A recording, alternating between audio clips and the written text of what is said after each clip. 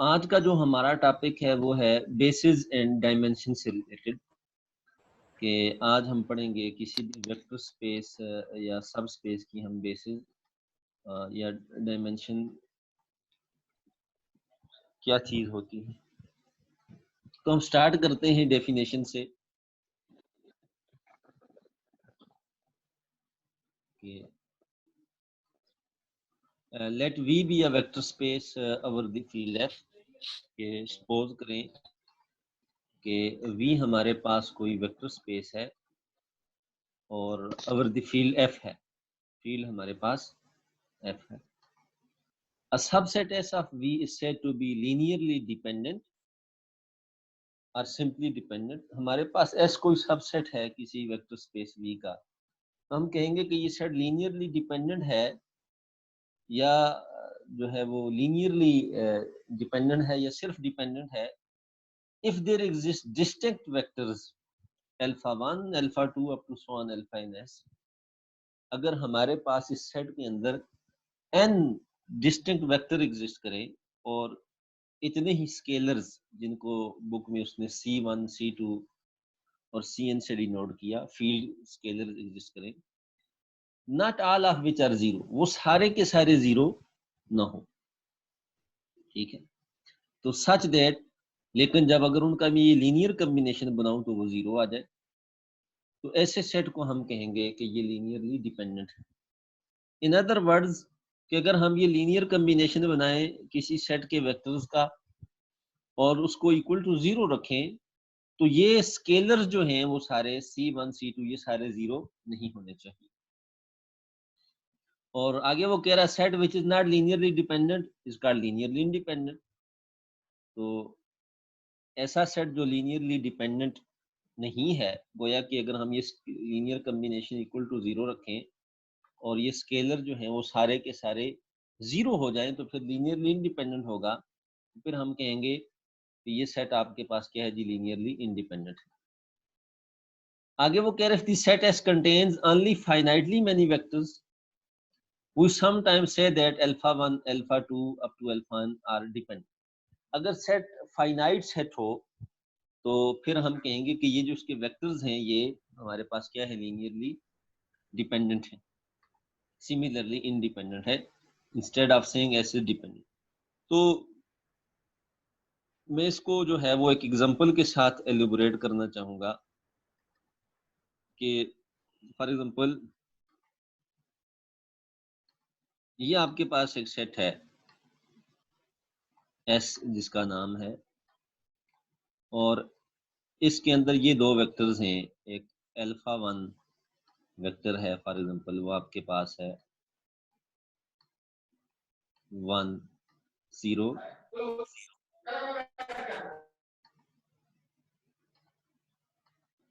0, और अल्फा 2 आपके पास एक वेक्टर है 0 कमा 1। और ये इसको हम ले रहे हैं as a subset of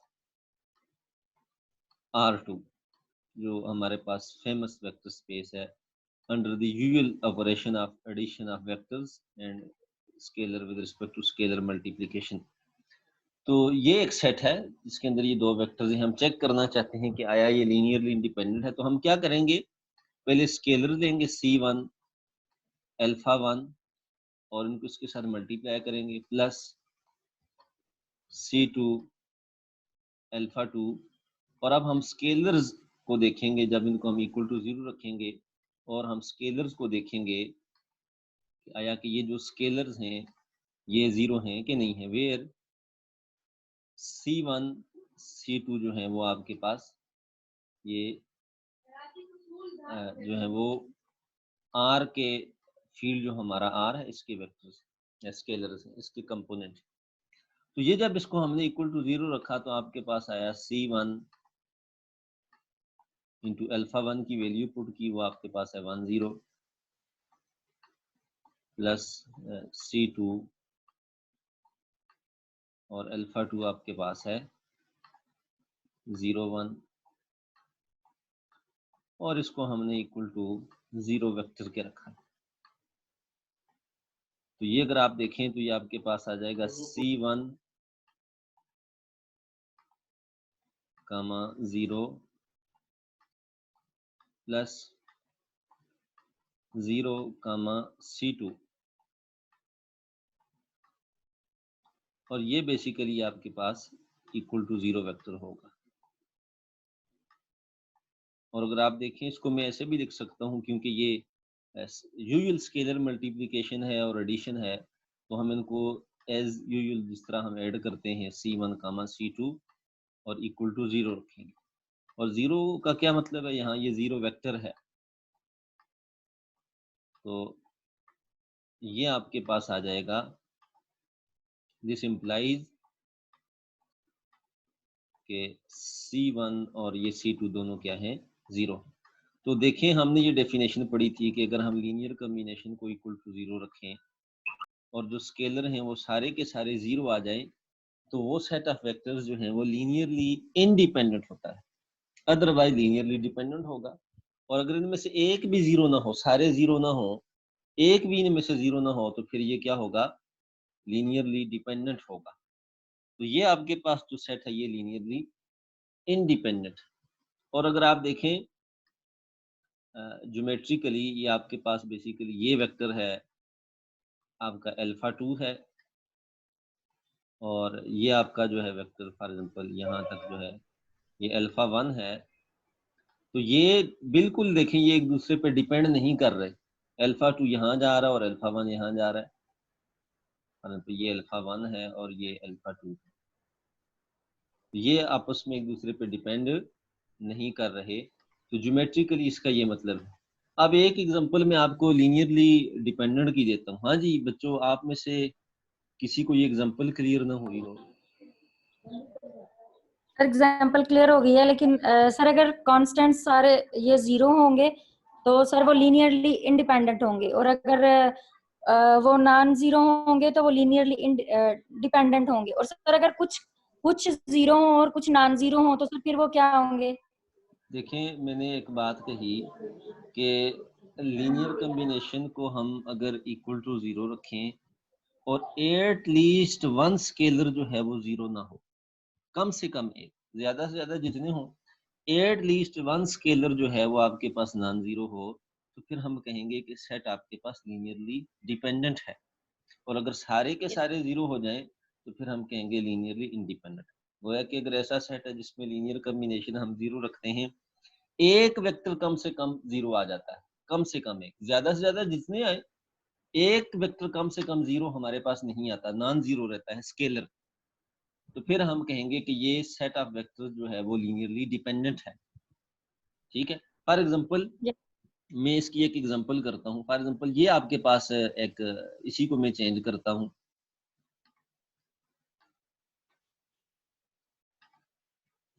for example ये आपके पास है 2, 0, ये दो डिफरेंट वेक्टर्स हैं आपके पास, तो ये बेसिकली लीनियरली डिपेंडेंट है। क्यों? क्योंकि अगर आप देखें,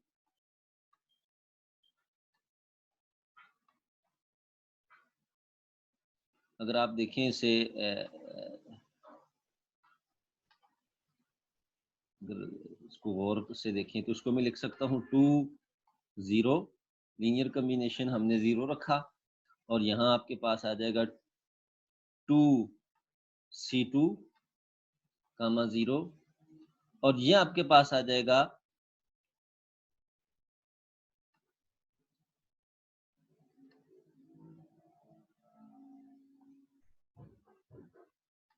इनको जब आप ऐड करेंगे तो ये आ जाएगा C1 plus 2C2, 0 equal to 0। तो यहां से अगर आप इस इक्वेशन को सॉल्व करना चाहें तो आपके पास एक ही इक्वेशन बचेगी, और वो क्या बचेगी, C1 plus 2C2 equal to 0। ये एक इक्वेशन आई और ये दूसरा ऑलरेडी 0 है। तो अब इक्वेशन हमारे पास एक है और अननाउन हमारे पास C1 और C2 दो है। तो हमारे पास ये एक मैट्रिक्स का सिंपल रिजल्ट है। अगर नंबर ऑफ इक्वेशंस जो हैं वो less than number of unknown हो तो फिर आपके पास इनफाइनाइट सॉल्यूशन एग्जिस्ट करते हैं। तो इनको आर्बिट्रेरी वैल्यू देंगे, लेट करेंगे C2 इक्वल टू T है, फील्ड के एलिमेंट है। तो अगर आप देखें इसको यहाँ सब्स्टिट्यूट करेंगे आप, तो C1 आपके पास -2T आएगा, -2T, और T आपके पास आर्बिट्रेरी रियल नंबर है, इनफाइनाइट।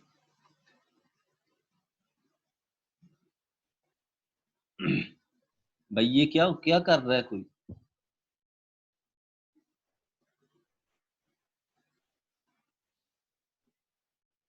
तो T आपके पास रियल नंबर आएगा। तो फॉर एग्जाम्पल T को अगर आप 1 रखें,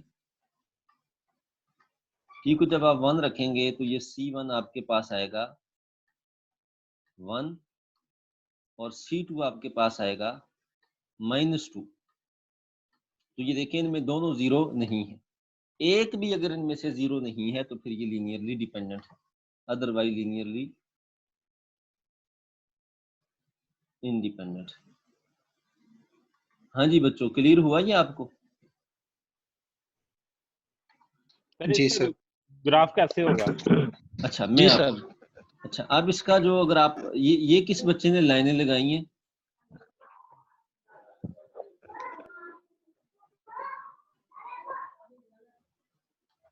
तो सर ये किसी ने लाइनें लगाई हैं भाई, ये किसने लगाई हैं?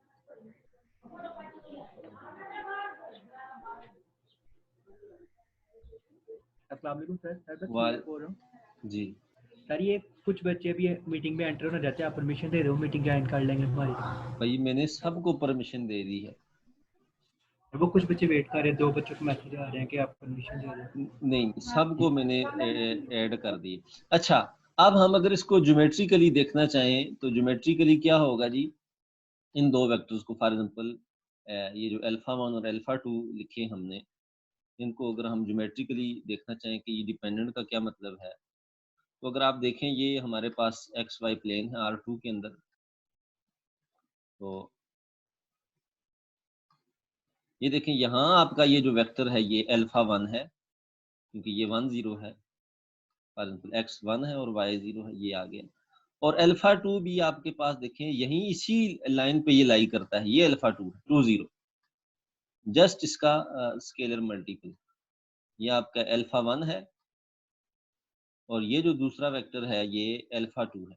डिपेंडेंट का मतलब क्या है कि अगर इनमें से अगर हमें एक वेक्टर का पता हो तो हम दूसरे को भी लिख सकते हैं। इन अदर वर्ड्स R2 में लीनियरली डिपेंडेंस का मतलब ये होता है कि एक वेक्टर जो है वो दूसरे के कॉम्बिनेशन में लिखा जा सकता है। फॉर एग्जांपल देखें अल्फा 2 बेसिकली 2 अल्फा 1 है। अल्फा 1 को अगर हम 2 टाइम्स मल्टीप्लाई करें तो आपके पास अल्फा 2 आता है। तो ये अल्फा 2 गोया के डिपेंड कर रहा है अल्फा 1 पे, तो इसलिए ये लीनियरली डिपेंडेंट। हाँ जी, क्लियर हुआ बच्चों आपको? जी सर। जी सर। चलें अब हम मजीद इससे रिलेटेड जो है वो और चीजें हम देखते हैं।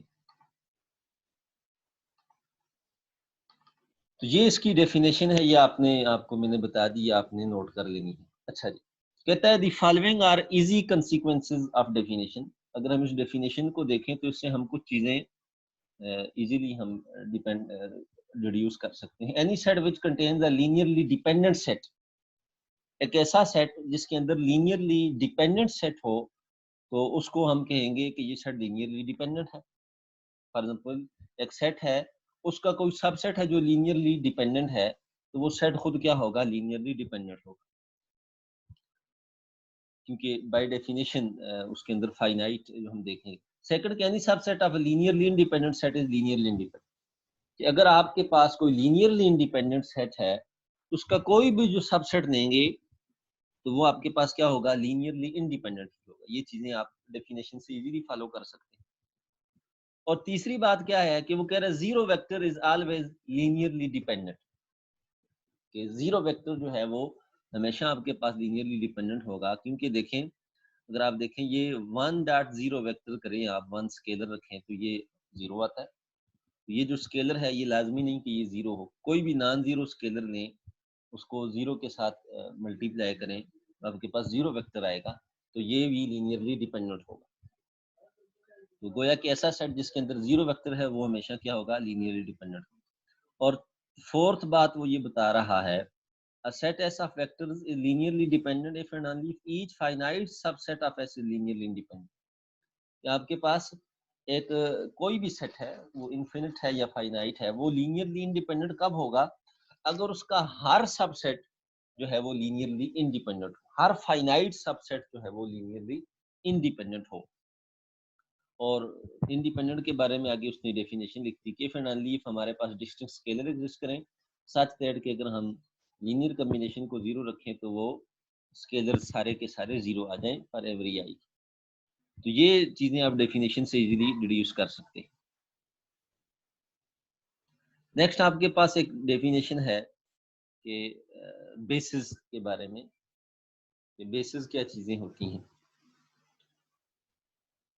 तो डेफिनेशन वो कह रहा है कि let's V be a vector space over some field F, a basis for V is a linearly independent set of vectors in V which spans the space V। कि बेसिस हमारे पास एक ऐसा लीनियरली इंडिपेंडेंट सेट होता है such that कि इसकी अगर हम स्पेन लें तो वो वेक्टर स्पेस के इक्वल आए। The space V is finite dimensional if it has a finite base। और हम कहेंगे कि उस वो जो बेसिस का जो सेट है उसके अंदर जो वेक्टर्स की तादाद है, उसके अंदर जितने वेक्टर्स हैं इतने हम कहेंगे कि स्पेस की डायमेंशन है। और अगर वो फाइनाइट है तो हम कहेंगे कि इसकी जो है वो बेसिस फाइनाइट है। ये आपके पास जो वेक्टर स्पेस है ये फाइनाइट डायमेंशन है। तो इसको मैं ज़रा मज़ीद आपको बता दूं कि स्पेन का क्या मतलब है। बेसिस फॉर एग्जांपल एस आपके पास या बी आपके पास ये सेट है किसी वेक्टर स्पेस का, अगर ये सेट लीनियरली इंडिपेंडेंट हो और इसकी जो स्पेन है, जिसको स्पेन ऑफ बी से आप लिखते हैं, स्पेन ऑफ बी, वो वेक्टर स्पेस के इक्वल आ जाए, तो फिर आप कहेंगे कि ये जो सेट है बी ये बेसिस है। और span of B equal to vector space के क्या मतलब है कि अगर वेक्टर स्पेस का हर वेक्टर जो है वो बी के वेक्टर्स के लीनियर कॉम्बिनेशन में लिखा जाए तो फिर हम कहेंगे कि इसकी स्पेन इसके इक्वल है। तो आगे इस चीज को वो एक एग्जांपल के साथ इलस्ट्रेट कर रहा है कि एक सेट वो बता रहा है कि एग्जांपल नंबर 12 उसने यहाँ कोड की है। कह रहा है कि सपोज करें आपके पास जो है वो F3 जो है, F3 के अंदर आपके पास 3 डायमेंशनल जो स्पेस है F3, फील्ड आपके पास R भी हो सकता है, यहाँ ये C भी हो सकता है। इसके अंदर ये 4 वेक्टर्स हैं। फॉर एग्जांपल अल्फा 1 ये है विद कंपोनेंट 3 0 -3, सिमिलरली अल्फा 2 भी है, अल्फा 3 भी है और उसके बाद अल्फा 4 भी है। तो वो कह रहा है कि ये लीनियरली डिपेंडेंट सेट है, ये लीनियरली डिपेंडेंट सेट है। क्यों? क्योंकि वो कह रहा है कि अगर आप देखें 2α1 + 2α2, 2α1 + 2α2 - अल्फा3 + 0α = 0 है। तो गोया कि ये लीनियर कॉम्बिनेशन एक 0 है, लेकिन ये स्केलर जो है 2 2 और -1 ये सारे 0 नहीं है। क्योंकि अगर आप इसको इन अदर वे भी देख सकते हैं कि फॉर एग्जांपल अगर आप करें C1 अल्फा 1 इस तरह भी मैंने आपको बताया plus C2 alpha 2 plus C3 alpha 3 plus C4 alpha 4 = 0 रखें और फिर इस सिस्टम ऑफ इक्वेशन बनेगा, इसे सॉल्व करें तो आपके पास जो है ये C1 C2 और C3 ये 0 नहीं होते। तो C1 की वैल्यू 2 भी आ सकती है और C2 की 2 भी आ सकती है और C3 की -1 आ सकती है। गोया कि ये सारे 0 नहीं है। तो ये लिहाजा ये लीनियरली इंडिपेंडेंट नहीं है, इसका मतलब है कि ये लीनियरली डिपेंडेंट है। तो ये उसने एक एग्जांपल बताई। वाइल वो कह रहा है कि ये जो सेट है जिसके अंदर ये तीन वेक्टर्स हैं, एप्सिलॉन 1 1 0 0, एप्सिलॉन 2 0 1 0, एप्सिलॉन 3 0 0 1, ये आपके पास लीनियरली इंडिपेंडेंट है। क्योंकि अगर आप इनको रखें C1 एप्सिलॉन 1 को C1 epsilon 1 plus C2 epsilon 2, ये लीनियर कॉम्बिनेशन बनाएं, प्लस C3 एप्सिलॉन 3, इसको अगर आप जीरो रखते हैं तो ये आपके पास ये सारे के सारे स्केलर सिस्टम को सॉल्व करेंगे। तो ये C1 C2 और C3 आपके पास ये तीनों स्केलर्स आपके पास इनकी वैल्यू जीरो ही आएगी। तो लिहाजा ये सेट आपके पास जो है, ये वेक्टर जो है ये लीनियरली इंडिपेंडेंट है। अच्छा जी, आगे वो बेसिस की एग्जांपल बताना चाह रहा है। कहते हैं जनरली जो आपके पास है FN, n कोई भी नेचुरल नंबर है, फॉर एग्जांपल 1 है, 2 है, 3 है, और ये जो आपके पास सेट ऑफ वेक्टर्स हैं, n वेक्टर्स हैं, एप्सिलॉन 1 1, बाकी सारे 0, एप्सिलॉन 2 पे सेकंड पोजीशन पे 1 है, बाकी सब पे 0, एप्सिलॉन n पे nth पोजीशन पे 1 है, बाकी सब पे 0 है। कह रहा है कि ये जो सेट है आपके पास ये लीनियरली इंडिपेंडेंट है और जो है वो ये इसकी जो स्पेन है ये FN के इक्वल है। देखिए अगर कोई भी अल्फा वेक्टर है FN का तो उसको आप x1 epsilon 1 plus so on xn epsilon n के लीनियर कॉम्बिनेशन में लिख सकते हैं। गोया कि ये जनरेटिंग सेट भी है, इसकी स्पेन जो है वो v के बराबर है और अल्फा आपके पास ये कोई भी वेक्टर है, इसको आप ऐसे लिख सकते हैं। तो this shows that epsilon 1 Spain FN, तो ये वेक्टर जो है ये स्पेन करते हैं FN को, और अल्फा को अगर आप जीरो रखेंगे फिर नॉन x1 ये सारे जीरो हैं, तो ये लीनियरली इंडिपेंडेंट भी है। तो ये आपके पास बेसिस हैं वेक्टर स्पेस FN की, और इन बेसिस के खास नाम इन्हें स्टैंडर्ड बेसिस कहा जाता है। हाँ जी बच्चों, ये चीज क्लियर हुई आपको?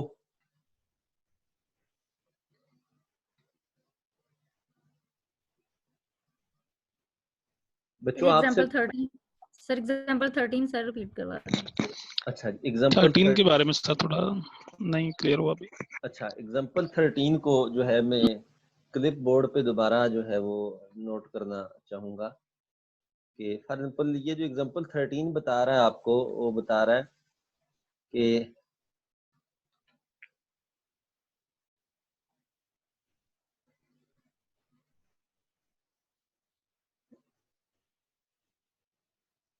आपके पास एक सेट है जिसके अंदर n वेक्टर्स हैं।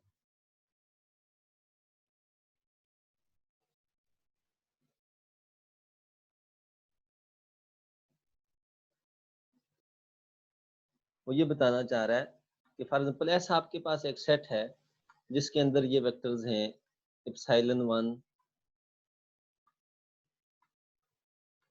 एप्सिलॉन 2, सो ऑन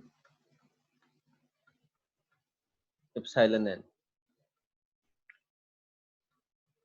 और इनकी वैल्यूज क्या है, और एप्सिलॉन i जो है वो आपके पास है ये इक्वल टू आपके पास ये जो होता है ये होता है 0 0 so on 1 at ith position, ith position पे। फॉर एग्जांपल जो ith नंबर होगा उस पे ये 1 होगा और बाकी ये सब पे 0 होगा ith पोजीशन पे, बाकी ये सब पे 0 है, सो ऑन सो ऑन। तो ये आपके पास फॉर एग्जांपल एप्सिलॉन 1 क्या होगा, फर्स्ट पोजीशन पे 1 होगा और बाकी सारे 0 होंगे।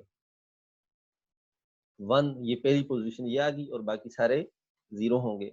इसी तरह फॉर एग्जांपल अगर आप एप्सिलॉन 10 लिखना चाहें तो एप्सिलॉन 10 क्या होगा, 10th पोजीशन पे 1 होगा और बाकी सारे 0 होंगे।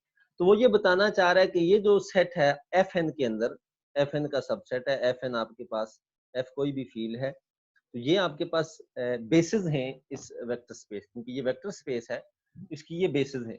बेसिस क्यों है? क्योंकि वो कह रहा है कि ये लीनियरली इंडिपेंडेंट है। अगर आप इनका लीनियर कम्बिनेशन रखें equal to 0,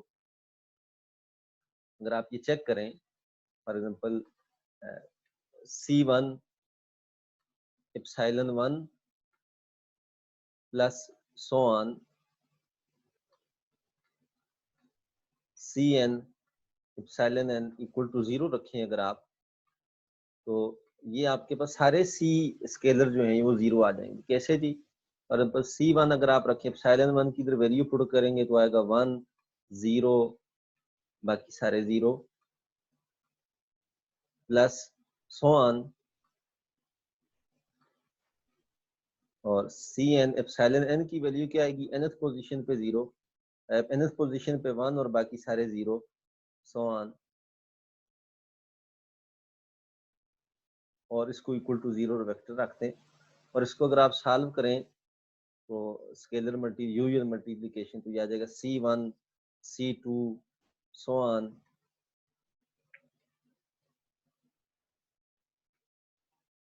Cn equal to 0 vector. तो ये अगर आप देखें, इसको जब आपने इक्वल टू 0 वेक्टर रखा सो ऑन, तो यहाँ से अगर आप देखें तो ये सारे C1 क्या आ गए जी? 0 आ गए। तो यहाँ से ये पता चला कि जी ये क्या है? लीनियरली डिपेंडेंट है, सॉरी लीनियरली इंडिपेंडेंट है, क्योंकि ये सारे स्केलर्स क्या आ गए आपके पास? 0 आ गए। हाँ जी, ये क्लियर हुआ आपको?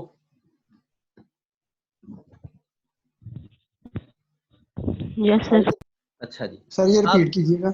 अच्छा भाई, ये हमने ये n वेक्टर्स हैं, एप्सिलॉन 1 एप्सिलॉन 2 एप्सिलॉन n।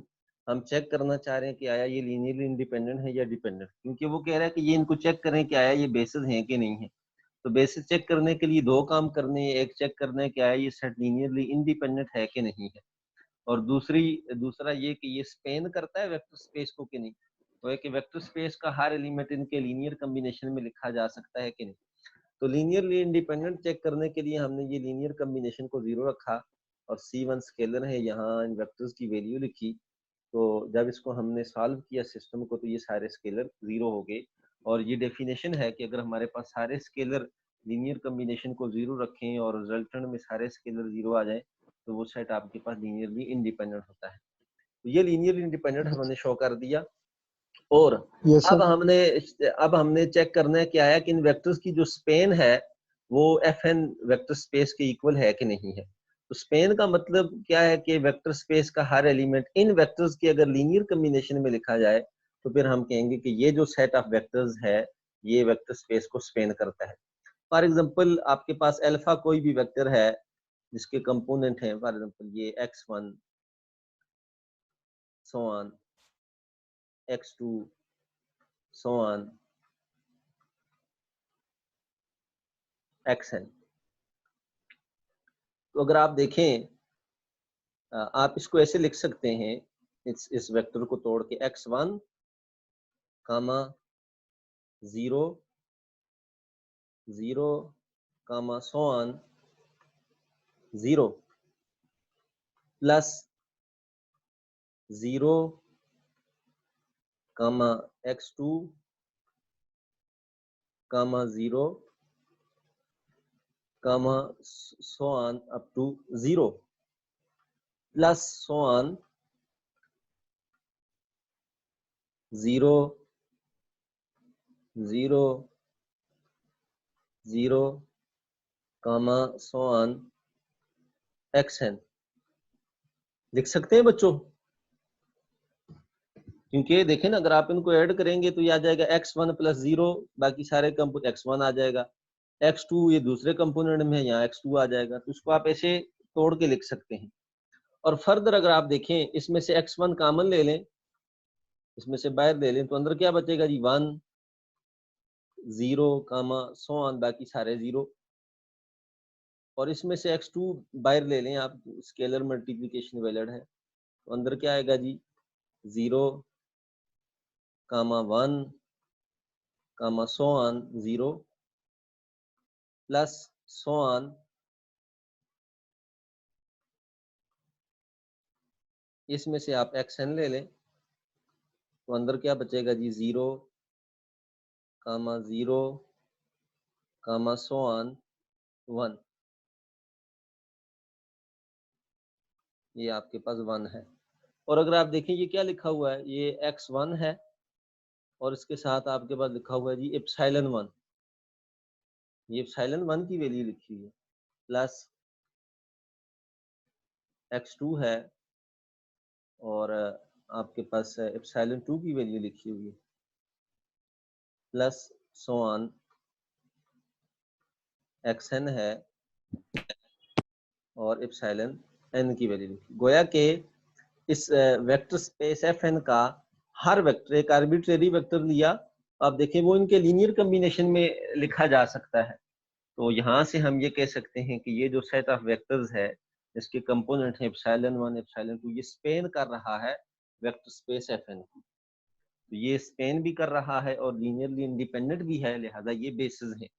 तो ये कितने वेक्टर्स हैं जी, 1, 2, 3 so on up to n vectors हैं, तो ये बेसिस बना रहे हैं। तो गोया के इसकी जो डायमेंशन है, डायमेंशन ऑफ, क्योंकि n वेक्टर्स हैं, इसकी डायमेंशन क्या होगी जी, n होगी। तो ये जो बेसिस हैं fn की, इनके खास नाम भी है, इनको स्टैंडर्ड बेसिस कहते हैं। हाँ जी बच्चों, क्लियर हुआ आपको ये?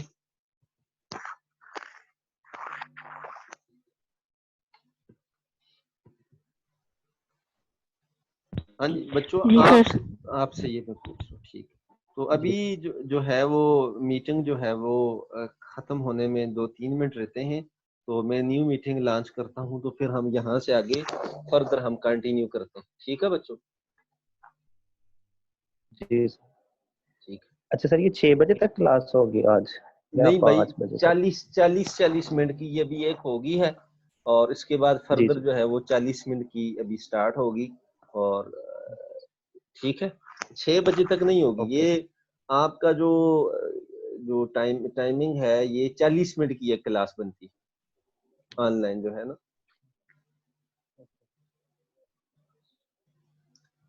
और फर्दर हम ये 2 एग्जांपल्स देखते हैं, और इन एग्जांपल्स के देखने के बाद जो है वो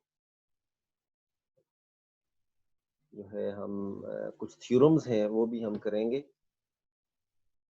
ये हमारे पास एक सेट ऑफ वेक्टर जो है वो लीनियरली इंडिपेंडेंट कब होता है, और थ्योरम्स है ये हम देखेंगे, ठीक है बच्चों? जी सर। तो हम ये कैंसिल करते हैं इस मीटिंग को, तो हम न्यू अभी जो है वो स्टार्ट करते हैं।